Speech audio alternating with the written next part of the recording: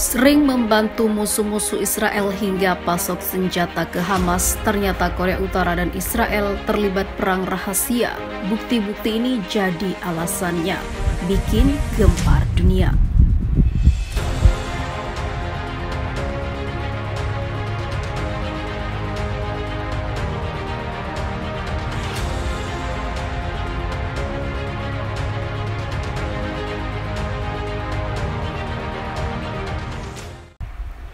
Israel dan Korea Utara jarang adu kekuatan secara langsung, apalagi berkonflik.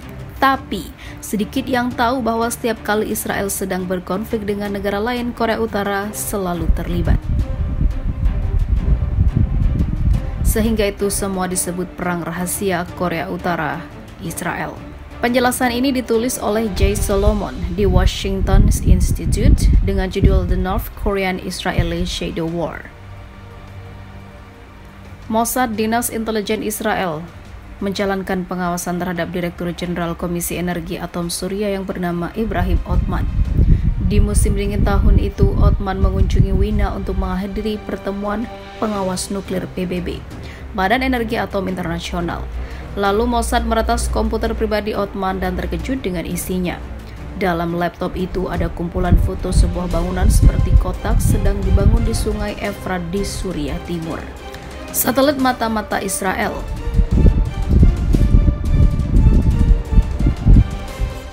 dan juga Amerika mencoba mendeteksi bangunan tersebut namun tidak mendapatkan hasil. Tapi foto-foto Othman itu mengungkapkan bangunan yang terletak di dekat kota perdagangan Suriah bernama Al-Kibar menjadi replika virtual reaktor nuklir Yongbyon, Korea Utara. Fasilitas penghasil plutonium yang dianggap Amerika Serikat sebagai pabrik pembuat bom virtual. Itulah awal mula kekhawatiran Israel tentang hubungan Othman dengan Korea Utara. Negara yang dipimpin oleh Kim Jong-un itu diduga mengambil peran aktif dalam memberikan senjata-senjata mematikan kepada musuh-musuh Israel. Contoh, Korea Utara telah secara aktif mendukung negara-negara yang memusuhi Israel dan memfasilitasi serangan terhadap negara Yahudi sejak 1960-an. Hubungan Israel dan Korea Utara telah didefinisikan selama beberapa dekade oleh permusuhan terselubung dan perang bayangan antara kedua negara ini. Pola tersebut berlanjut hingga hari ini dalam aliansi Korea Utara dengan Iran dan juga Suriah. Selama Perang Yom Kippur, Korea Utara mengirimkan 20 pilot dan 19 personel non-tempur ke Mesir untuk menghadapi Israel. Tahun-tahun berikutnya, Korea Utara aktif memasok misil dan teknologi persenjataan kepada beberapa negara tetangga Israel seperti Iran, Suriah, Libya, dan juga Mesir. Tak sampai di situ saja, Korea Utara juga dilaporkan mendanai dan melatih anggota Tentara Merah Jepang, sebuah organisasi Marxis radikal yang melakukan terorisme ke Tel Aviv, kota terpadat di Israel. Aksi itu terjadi 30 Mei 1972 dan menghabisi 26 orang serta melukai 80 lainnya. Soal konflik Israel-Palestina, Korea Utara juga ikut campur, di mana Korea Utara diduga mendanai kelompok Palestina Harakat Al-Muqawamah Al-Islamiyah atau yang dikenal dengan Hamas untuk menyerang Israel. Namun, hal itu membuat gempar dunia. Dan hingga saat ini, Hamas terus mendapatkan dukungan dari negara Korea.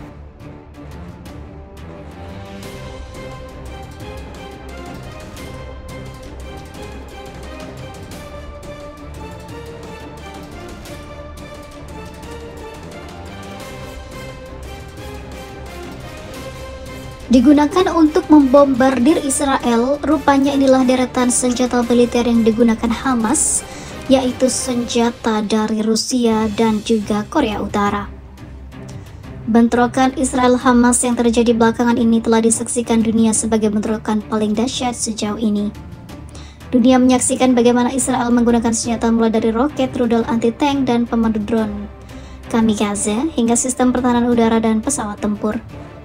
Konflik ini dimulai ketika kedua belah pihak berwenang Israel dilaporkan melakukan pengusiran warga Palestina dari sejarah dan juga dari lingkungan Yerusalem Timur. Bentrokan kemudian terjadi antara polisi Israel dan juga umat Palestina di Masjidil Aqsa. Sementara itu, menurut beberapa sumber, rudal yang digunakan Hamas dalam konflik yang sedang berlangsung sebagian besar diproduksi atau hasil kerjasama dengan bantuan asing dengan jangkauan maksimum 12 km hingga 120 km. Menurut para ahli militer, sebagian besar rudal ini adalah A-120 yang dipasang pada peluncur buatan sendiri dengan masing-masing 8 tabung. Rudal S-40 dengan jangkauan 40 km juga diluncurkan melalui peluncur 8 tabung digunakan. Rudal ini disimpan di bunker bawah tanah ditimbun di pasir untuk disembunyikan dari pesawat mata-mata Israel. Mereka dikeluarkan dari silo ke dalam tabung peluncuran dan ditembakkan. Hamas juga menggunakan peluncur roket yang dipasang di truk pickup dan juga jalur peluncuran individu. Secara umum, peluncur ini terlihat kurang rapi dibandingkan gambar dan video propaganda. Hamas juga menggunakan berbagai peluncur roket BM-21 Grad dari era Soviet yang populer di pasar internasional. Selain itu, roket buatan Cina juga digunakan oleh militer Hamas. Selain rudal, Hamas telah menggunakan peluru kendali anti-tank ATGM melawan IDF dan juga kendaraan sipil Israel. Menurut informasi dari sumber independen, Hamas mengoperasikan banyak ATGM buatan Rusia seperti Konkurs, Kornet, Malyutka, Bullseye 2, Korea Utara, dan Milan, Eropa, menurut informasi dari sumber independen. EA Times mengatakan tidak dapat memverifikasi kebenaran klaim tersebut. Hamas juga dikenal karena menggunakan mortir yang ekstensi mereka yang memiliki rudal anti pesawat.